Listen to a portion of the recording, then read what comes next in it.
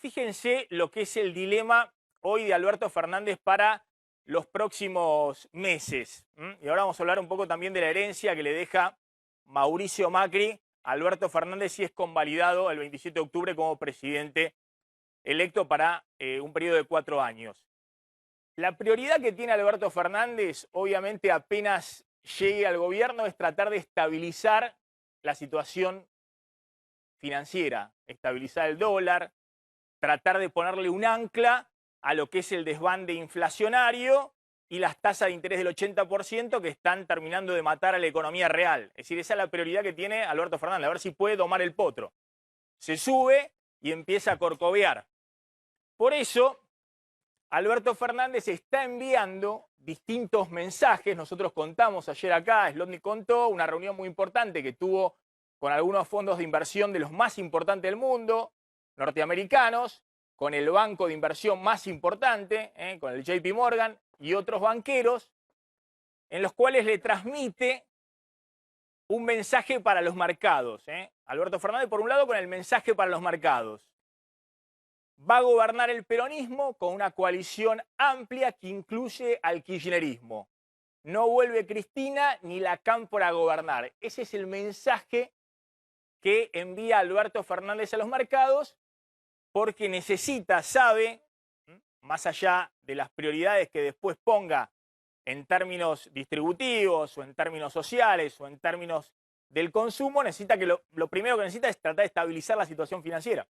Es decir, que el dólar no se le siga disparando aún con cepo, porque recién les contaba, el cepo va a seguir y ya no es que viene Alberto Fernández y pone el cepo. El cepo lo puso Macri y lo va a ir endureciendo Macri de acá al 10 de diciembre, cerrándolo cada vez más, si no consigue los 5.000 millones de dólares del Fondo Monetario Internacional. Ahora, al mismo tiempo, Alberto Fernández necesita permanentemente dar un mensaje a su base electoral y se lo recuerda en cada aparición Cristina Fernández de Kirchner.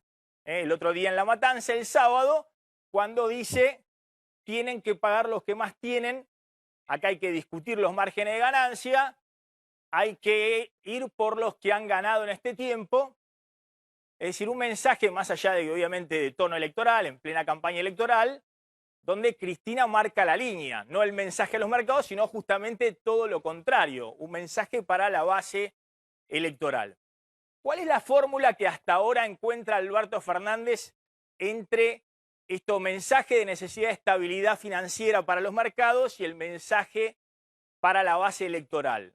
Bueno, el pacto económico y social, pacto de precios y salarios por 180 días, que en la UIA y otras organizaciones empresarias y sindicales han reconocido que ya se está tanteando esa posibilidad. Un pacto que obviamente, como incluye también a los empresarios, cualquier amenaza de Cristina diciendo acá tienen que poner los que más tienen, los empresarios, y se habla de algunos impuestos, por ejemplo, para los que entraron a blanqueo o cosas por el estilo, lleva a que los empresarios todos se quieran sentar al pacto para ver si hay algún tipo de acuerdo donde pueda haber algún tipo de convivencia entre la necesidad de Alberto Fernández de estabilizar la situación financiera y la necesidad de dar una respuesta a la base electoral. En otros términos, yo ya lo conté acá, Alberto Fernández sabe, y le cuesta convencer a Wall Street de esto, que Argentina no resiste un año más de recesión y de caída del salario real. Si después de estos 2 años, 2018 y 2019, de fuerte caída del PBI, de recesión, y de caída muy fuerte del salario real 2 años consecutivos, 12% de caída del salario real el año pasado, este año tal vez 10% de caída del salario real, si hay un tercer año en esas condiciones, porque se prioriza o el ajuste fiscal, o el mensaje a los mercados, o las reformas estructurales que pide el FMI, no hay peronismo, no hay coalición amplia, no hay Alberto Fernández que contenga la situación social. Ese es un poco el mensaje. Es decir, Alberto Fernández necesita, para sobrevivir en el gobierno, tratar de estabilizar la situación financiera y que la economía de alguna manera empiece a despertarse. Necesita que los salarios empiecen por lo menos a empatarle y tal vez ganarle un poquito a la inflación para que pueda haber una reactivación del consumo. Bueno, ¿cómo se logra eso? Nadie lo tiene muy en claro, por eso Alberto Fernández empieza fugando hacia adelante diciendo vamos a hacer 180 días, 6 meses de pacto social. Después vamos a discutir con los empresarios acá si esto es posible. Ya está Pablo Goldín también, está Nacho Fidanza de la Política Online y está Raúl Timerman. Vamos a hablar un poquito con ellos si esto es posible o no. Ahora, en medio de todo eso, aparecen los fantasmas, pues le cuesta equilibrar entre un lado y otro, si se quiere, la grieta, ya no de la grieta entre el macrismo y el kirchnerismo, sino en la grieta social, entre los que están arriba de la pirámide y los que están más abajo. El conurbano es representativo de eso. El agua los tapó, que votaron un 60% a favor del Frente de Todos, de Alberto Fernández, en la última elección, pero que están con la esperanza de que Alberto Fernández le va a cambiar la situación actual. Por eso genera estabilidad social hoy, que no haya, más allá de algunos movimientos piqueteros en la calle, que no haya una crisis social en la calle de magnitud como la que está habiendo en el conurbano bonaerense, en las casas. Ahora, fíjense cuáles son los fantasmas. Y Pichetto, el candidato a vicepresidente de Macri, es el que agita mejor que nadie esos fantasmas. La idea de que Alberto Fernández no va a lograr hacer equilibrio entre el mensaje de estabilidad y su base social, sino que se viene el kirchnerismo duro y puro, la revolución y todas esas cosas. Ha dicho Pichetto, quien tenga un departamento de más lo va a tener que entregar a la revolución. Un mensaje de Pichetto que ya a esta altura algunos dicen que parece caricaturesco, pero atención porque agita un fantasma que está esparciéndose en sectores de clase media alta hacia arriba, de que llega Alberto Fernández con el kirchnerismo y empieza a aplicar más impuestos a los sectores de mayor patrimonio. Por ejemplo, un impuesto extraordinario a los que ya entraron al blanqueo. Y entraron muchos empresarios, gente de alto patrimonio, al blanqueo. Lo anticipó el otro día Slotnick acá.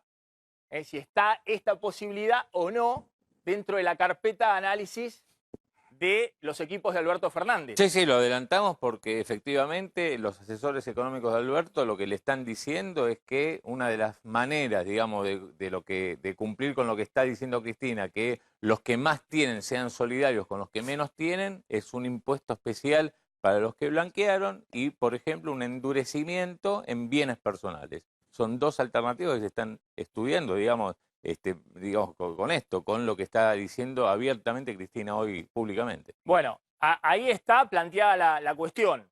Algo que es difícil de equilibrar para Alberto Fernández, porque todo lo que haga en gravar a los sectores, no digo la renta financiera, porque la renta financiera ya está grabada en la Argentina, pese a que ha habido una caída fenomenal de los bonos, de las acciones, ha habido pérdidas muy grandes patrimoniales de los que invirtieron en activos financieros en el último año en la Argentina, aún así han tenido que pagar impuestos a la renta financiera por el ejercicio pasado. Pero estamos hablando de algunos impuestos a los patrimonios y demás. ¿Por qué están mendigando los 5.000 millones de dólares? Vamos a contarlo bien claro. Y porque de acá a fines de diciembre todavía, ahora lo podemos mostrar ahí, tenés que pagar 6.000 millones de dólares de deuda en dólares. El Banco Central está vendiendo nuevamente desde la semana pasada, aún con cepo, está vendiendo 100 millones de dólares por día. Te está vendiendo venía a un ritmo de 1.000 millones de dólares por mes, vamos a ver si eso aumenta. Pero entre lo que tenés que pagar de deuda, lo que vende el Banco Central para que el dólar no se le dispare en las últimas semanas, y hay que pagar hasta fin de año 300.000 millones de pesos, entre el déficit fiscal y bonos en pesos que tiene que pagar el Estado, todo esto después del reperfilamiento de todas las deudas que se patearon para los primeros 3 meses del gobierno de Alberto Fernández. Pues mucho del reperfilamiento es pateamos la deuda para los primeros 3 meses del próximo gobierno. Bueno, todo esto, haces las cuentas y los 13.000 millones de dólares que le quedan de dólares reales, genuinos, contantes en el Banco Central, y están muy justos, no alcanzan. no alcanzan. Si todo esto se va al dólar, no te alcanzan los 13.000 millones de dólares que tenés en el Banco Central. Entonces, hay dos opciones. El mejor del caso te alcanzan y Alberto Fernández asume con $0 en el Banco Central, lo cual complica todo más. Y en el peor de los casos no alcanza, con lo cual Macri tiene que, desde el 28 de octubre hasta el 10 de diciembre, cerrar todavía más el cepo, es decir, tomar medidas más drásticas que afectan más la economía real para poder llegar más o menos bien al 10 de diciembre. Yo veo un error del Banco Central de querer empecinarse con un dólar abajo de 60. Digamos, si la inflación de agosto fue 4% y de la de septiembre va a ser 5 o 6%, no sabemos, tal vez más, el dólar por lo menos debe ir acompañando esa inflación, si no te estás rifando la reserva. Es lo que dice un poco Pablo Goldín.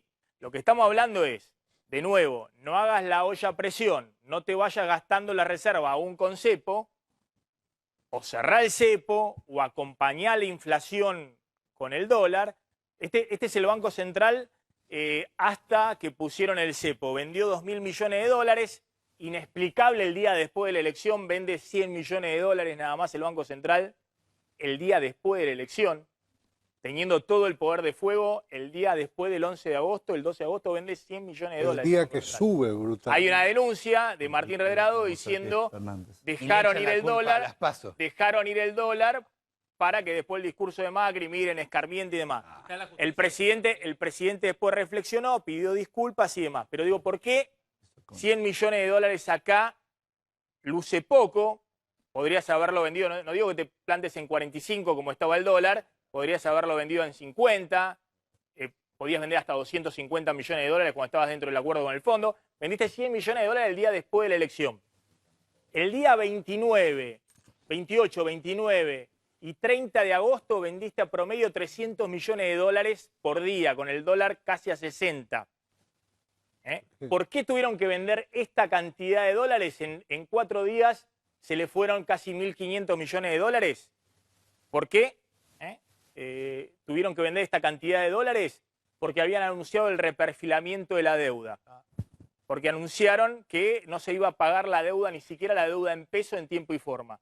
Mucha gente, ahorristas, pequeños, medianos, que tenían fondo común de inversión en el sistema financiero y que estaban paralizados los fondos común de inversión, se desesperaron y dijeron no van a pagar nada, corrida bancaria.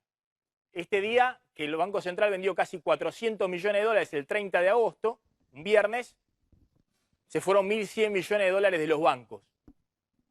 El día de mayor corrida de los bancos. Autogenerado por la decisión de reperfilar la deuda antes de poner un cepo. Esto fue un viernes. El domingo tuvieron que anunciar el cepo. Hasta el cepo vendieron 2.000 millones de dólares del Banco Central. Después del cepo, aún con cepo, estás vendiendo hasta el día 18, es decir, poco más de medio mes, 700 millones de dólares. Es decir, que estás vendiendo más de 1.000 millones de dólares por mes con cepo. ¿Por qué estás vendiendo estos dólares? Porque no querés que el dólar se te vaya arriba de 60. Ahora sí no te alcanzan las reservas. Hoy intervinieron de vuelta, Maxi. Ayer vendieron fuerte. Y hoy también. Fíjense, este es el último dato de la semana pasada. La semana pasada, el 18, el 19, el jueves es el último dato, el viernes todavía no lo tenemos. El Banco Central publica retrasado los datos de venta de reserva. Vendieron 116 millones de dólares. Ayer y hoy vendió el Banco Central y vendieron los bancos oficiales para que no se te vaya el dólar arriba de 60. Y es un riesgo, digamos, te estás gastando los últimos cartuchos.